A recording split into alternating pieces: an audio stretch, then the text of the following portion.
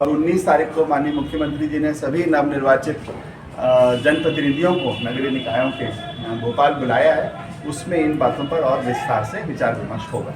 Sir, आज तक नगर पालिका में बहुत सारे पद खाली पड़े, ये बहुत विकट समस्या है, उससे कार्य प्रभावित होता है। तो ये पद कब तक भरे जाएंगे? आज आपने पूछा भी सही बात है। यहाँ पे स्वास्थ्य का हो, चाहे सहायक यंत्री का हो, चाहे सफाई के लिए, राजस्व के लिए, सभी पदों में कठिनाई है। और जैसा मैंने कहा, जिले की सबसे बड़ी निकाय होने के कारण महत्व है और इन पदों को भरने के लिए शीघ्र कार्रवाई करता है। Thank you sir. और आपकी आवास योजना, नगर की साफ सफाई, बसें और नगर पालिका कार्यालय वगैरह का निरीक्षण किया और कुछ जानकारियाँ भी आपने दी, तो क्या है पूरा?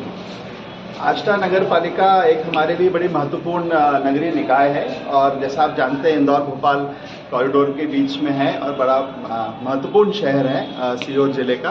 तो हमारा उद्देश्य रहता है कि निकाय अपने आय के स्रोत खुद बढ़ाएं, इनकी आर्थिक स्थिति कैसी है, यहाँ पे पदों में क्या आवश्यकता है, साथ साथ जो सरकार की योजनाएं हैं जैसे प्रधानमंत्री आवास योजना, उसमें यहाँ बहुत अच्छा काम हुआ है। और आज हितग्राहियों से बात हुई, उनकी कुछ समस्याएं भी हैं, पेयजल की, सड़क की, बिजली की। उसके अलावा उनके तीसरी किस्त के लिए उन्होंने बात करी है। निकाय की पास ही इतना अच्छा रिसोर्स यहाँ बस स्टैंड के रूप में उपलब्ध है, जो कई साल पहले जब इंदौर भोपाल का मेन होता था, लेकिन इसका भी एक पुनर्विकास करने की आवश्यकता है। मुझे खुशी है कि यहाँ पे निकाय के पास प्रोग्रेसिव सोच है, अपने विकास के लिए इन्होंने कुछ योजनाएं बनाई हैं। माननीय मुख्यमंत्री जी ने सड़कों पे इस बार काफ़ी जोर दिया है और सड़कों की स्थिति हालत होनी चाहिए। और सबसे बड़ा इम्पॉर्टेंट है कि इनके पास एक कार्य योजना बनी हुई है सड़कों के लिए। यदि उसमें निकाय अपनी निधि से और राज्य की ओर से कोई अतिरिक्त सहायता मिलती है तो हम कोशिश करेंगे कि इसका और विकास हो पाए। एक बड़ा इम्पॉर्टेंट जो हमारे साथ दिसंबर जनवरी में स्वच्छता अभियान का महत्व रहता है, तो स्वच्छ सर्वेक्षण होने वाला है और साल भर ही हमें साफ सफाई स्वच्छता पर ध्यान देना होता है। थोड़ी सी उसमें मुझे कमी लगी, शहर को और मेहनत करने की ज़रूरत है, सफाई पे थोड़ी मेहनत और लगे।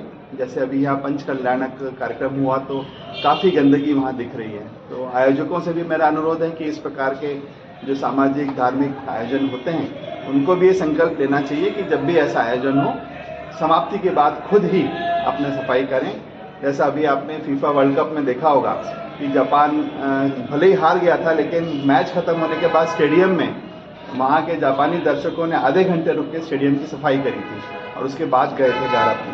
तो ये भावना अंदर से आनी चाहिए कि साफ सफाई भी हमें आयोजन के साथ ही हिस्सा है। जैसे अपन अपने घर की सफाई रखते हैं, वैसा ही अपने शहर की भी रखना चाहिए।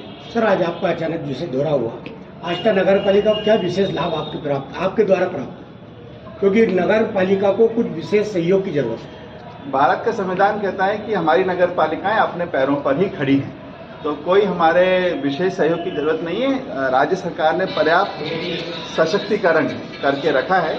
उसमें यदि कोई कमी है, जैसे अमले की या किसी प्रकार